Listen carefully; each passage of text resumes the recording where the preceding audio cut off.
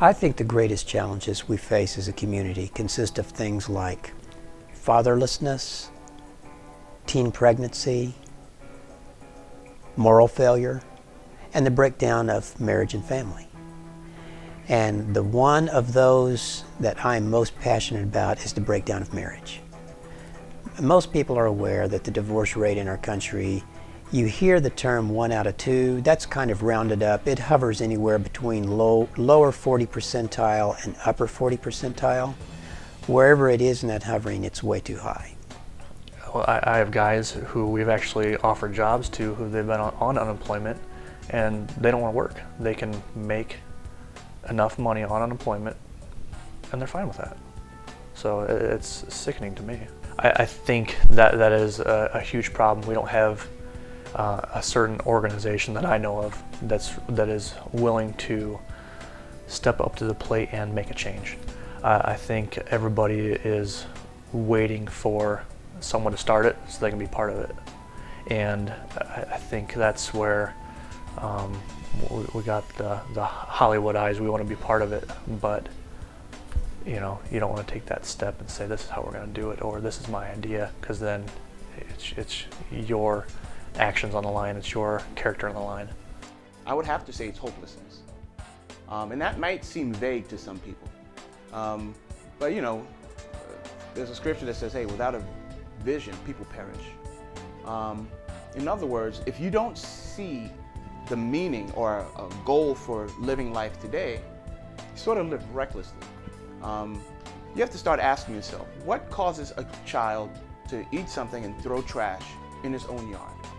What causes a kid to urinate right on a tree where he knows his mom is going to have to walk by when she gets home from work? What causes a kid to say, you know what, forget it, I'm not going to go to school?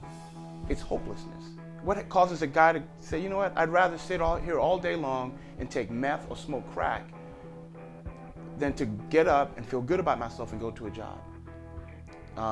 It's hopelessness. The biggest thing is the chasm from the wealthy in our community and the not wealthy, the lower end. And I think it's evident on Saturday afternoons in the fall during a Notre Dame football game. I think you can drive by campus on a Saturday game day and see the biggest formation of wealth, and then you can drive 5 minutes and be in another part of town of South Bend, same city, 5 minutes away, and neither of those people groups knows that the other one exists at that point in time. And it's a very, very big stretch, economically, educationally, I think all ends of the spectrum. We have a huge issue with poverty. We have a huge issue with teen pregnancy, with violence. I mean, when you look at how many people we have in this community, we have a really high homicide rate, So I think we have a lot of the problems that bigger cities have, and unfortunately, I think as a whole, it's sort of dragging our community down. But what I see one of the biggest problems being is that we have a lot of people who want to get involved and address the needs of the community, but they're not exactly sure how to plug in. A lot of great organizations out there that are doing good, but I think there needs to be more collaboration and communication between these organizations so that we're more effective in addressing some of the needs that I talked about. I believe that there is a potential for things to get worse. I definitely believe that that's true. But I think it's because we haven't really been getting to the core of the problem. And the core of the problem is that there are so many wounded people out there, and we haven't figured out how to engage them and help them understand what they're suffering from. So if you're a physician and you make the wrong diagnosis and you're treating based on that diagnosis, you're not going to get a cure, if you will. And I think that we've made the wrong diagnosis about why people end up in poverty. I think we've made the wrong diagnosis as to why people end up looking for love at the age of 13 and getting pregnant. I think we've made the wrong diagnosis for why people tend to turn to drugs. I think the ultimate, the biggest problem for most people is that they're wounded. They're turning to things to make themselves feel better when they're suffering from some really fundamental issues, which is things like low self-esteem. The other is a declining. We have a less participation with people attending churches. We have embraced pretty much the social agenda that our nation seems to be going on today. And we're at the point, I think, of basically not having a self-sustaining society or government because of the choices that we are making in our culture today. We have many unemployed, particularly in the inner city. And why? I think it's because we have not found a real way of empowering people. Government I believe government is really not the solution. It is part of the problem along with the rest of society and citizens. We're not working in harmony with, we're creating a nation of dependencies rather than empowering people and incentivizing people. What happens to this community in 10 years if we continue down the path we're taking? It's very similar to a rock being tossed into a pond. There's only a little ripple when it first hits. And that's crime and bad families and bad schools and non-faith. And it grows. The ripples will reach every bank of every community in this community. So if it's happening on one part, it will get to a part that's unaffected today. There's no doubt in my mind.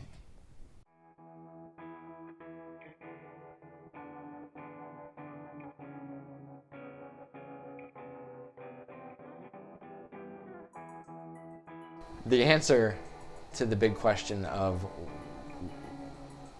there's the haves and the have-nots, I don't have it. I don't have the one answer. If I did, I'd run for office.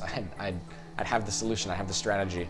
I don't think there's one single answer, but I think there's enough in the community right now that can band together versus separate. I think that's one of the ways that I would want to see people move forward. If the challenges that we're faced with, not just faced with, they're literally sitting in our lap. If they're not taken care of, it's going to come back to haunt us. No pun intended, but no, South Bend will literally become a ghost town. This area will, the middle class will begin to erode. The rich will get richer. The poor will get poorer. And the very core of what makes up most of middle America, or working class South Bend, Michiana, will erode as we know it. They will either relocate because everyone wants to be able to raise their family in a safe, clean environment, and just know that they have the American dream, the right to pursue happiness and a good life and a better life. So I honestly believe that if we don't take care of some of the challenges that we're facing immediately and put hearts and minds and passions toward the issues that we're facing, we're going to be faced with a ghost town. If we just let bygones be bygones and let the nature take its course, I think that gap gets bigger. Both through my education experience and my business experience, I see the middle market going towards the negative. I think household debt income is at an all-time high. I think that's partly due to lack of education and accessibility. I don't think it's just the bank's fault. I think that more personal responsibility and personal accountability needs to be taken. And I think that's one of the biggest, solutions, and we'll talk about that, I'm sure, but I think that's one of the biggest solutions that we need to, that we try to convey to our clients and to our friends, to our family, to our community, is that personal accountability has to be taken on these areas. The only thing that's going to stop the ripple effect is a more coherent collaboration against it. It's almost as if this ripple effect is divide and conquer. It's not all right, we got to set up a wall here and block this. So we have so many thin walls to block it, almost as if we have a major flood. But instead of 4 deep in sandbags, we only have 1 deep in sandbags. So we can't offset this energy, this negative energy, forever. And really, a short period of time. I mean, in my short period of time that I've been here, I've seen significant growth of not positive areas. And we have agencies in our own St. Joe County that they're doing a very good job, but I think we could greatly improve by having, being able to work together. And I do not believe in centralization, but there are certain things that would really be helpful if we could agree to how we could work together in harmony and really benefit people. A lot of the problems that we're seeing in the community, the violence, the drugs, the teen pregnancy rate, I think a lot of it is a direct consequence of men not stepping up and being the fathers that they're supposed to be. And unfortunately, there's no rule book, there's no manual on how to be a father. And the men that I counsel, that I mentor, these men, most of them grew up in fatherless homes, so they didn't have a role model. So they're looking to people in the community. They're getting their cues from people who aren't the best influences on how to be a man. You know, so my way of plugging into the problems in the community, I think through reaching the fathers, I think is going to be an effective way, because so many things get better when the fathers step up and live out their role. A healthy marriage impacts the business world in that if a marriage is healthy, the employee is healthy. And that employee, he or she, goes to work in a healthy emotional and mental state, and guess what? They produce better. They end up helping the bottom line at their company that much better. Research shows that divorce impacts the workplace, in that when there's turmoil at home, that turmoil is taken to the workplace, and the fallout is trickle-down effect in the workplace. By working together, I've noticed that now I learn to know people from other faith backgrounds, other churches, both Catholic, Protestants, and people that do not attend churches, but yet we come together to give a helping hand, not a handout. And I think that's one of the fallacies in our government. We have had too much handouts and not enough helping hand. And to be able to extend a helping hand with an open hand and be able to listen and really understand, if we just ask people, what could I do to be helpful to you? We would be surprised on the answers we get.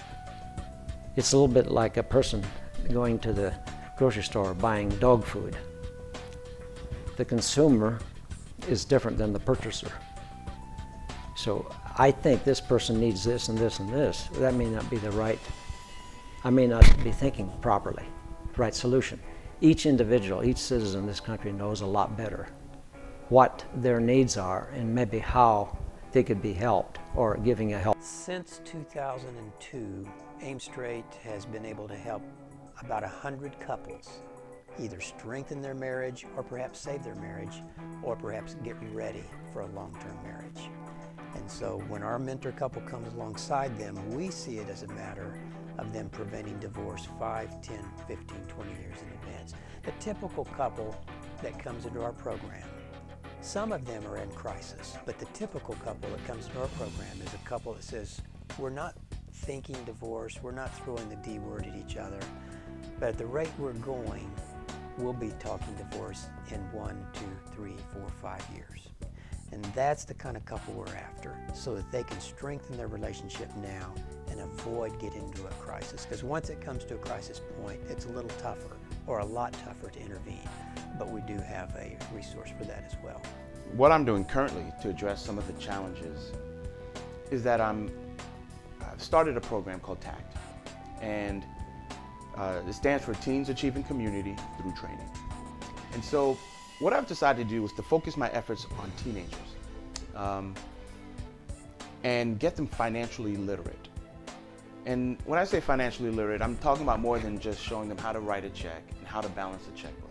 I'm trying to teach them about money and the power of money, the power of having it, the power of managing it correctly, the power of leveraging it, to build a life for yourself, and not to look at money as the goal, but to look at it as a means to an end, which means to enjoy a better life.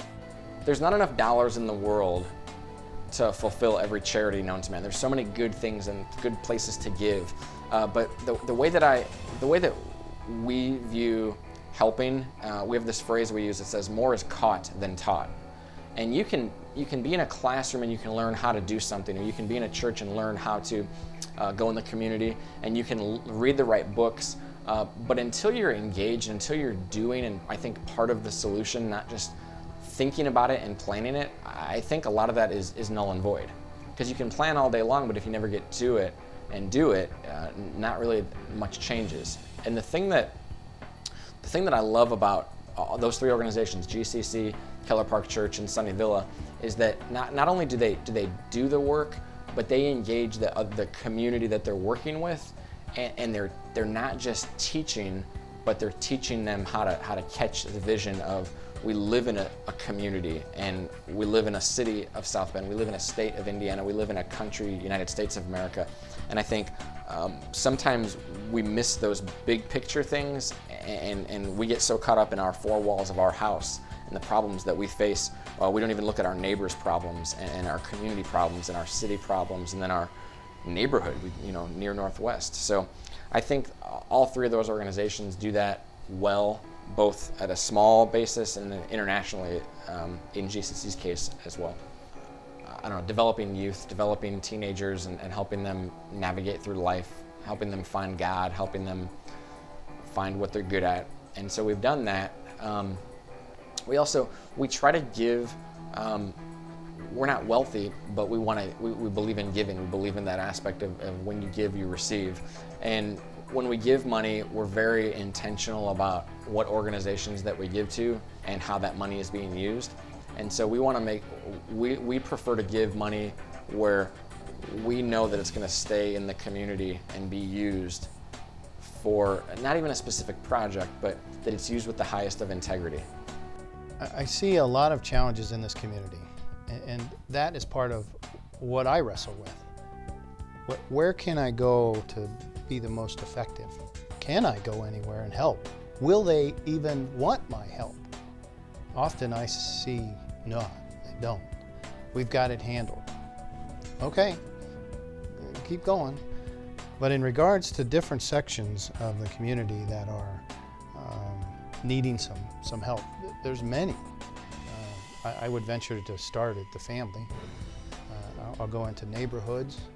I'll go into other businesses and how they treat employees and their clients. I'm even going to go into government and what their role is. And the faith-based, the value. Where do you get your values? Where do you go to find serenity and strength and courage? Is there a place that you could go to? And all of these pockets of items that need some focus, there's pieces in each one that could come together as a group and move them into the middle of a wheel, if you will. And okay, this is where we gotta focus. And go do it, champion it. That's kind of what I see. When I mentioned that I really wanted to mentor young fathers, they said, well, we have some fathers in need. Would you be interested in mentoring them? I said, absolutely. So we literally get these young men into a conference room, and I present to them what it means to be a good father. So from my understanding of fatherhood, there are 4 pillars of strong fatherhood. And if you think about it, pillars are supposed to support something that's heavy. And I think being a father, being a good father is something that weighs on you. It's a tremendous responsibility. We have a tremendous amount of power to make or break a family, So So fatherhood, I think, is a heavy load, and you need these 4 pillars to support it. So the 4 pillars of strong fatherhood: one is being present in the lives of your kids. And we talk about not just being present in there, but how you're supposed to behave as a father when you're present. So there's a lot of discussion about that.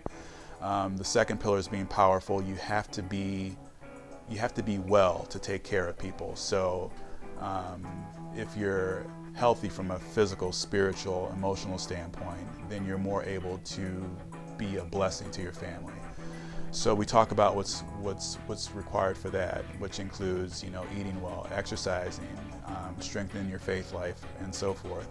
The third pillar is being a provider. It's what's required to really provide for your family. So we get into not just having a job, but how you manage your finances, the importance of being more frugal with your spending. So there's a lot of discussion about that. And then the fourth pillar is being progressive or progress-oriented, meaning that you're really focusing on being a better person today than you were the previous day. So there's this continuous refinement. So there's a 4-week sort of lecture series, if you will, over those points. And we're in the process of developing a 16-week series where we take a deeper dive into each of those 4 pillars.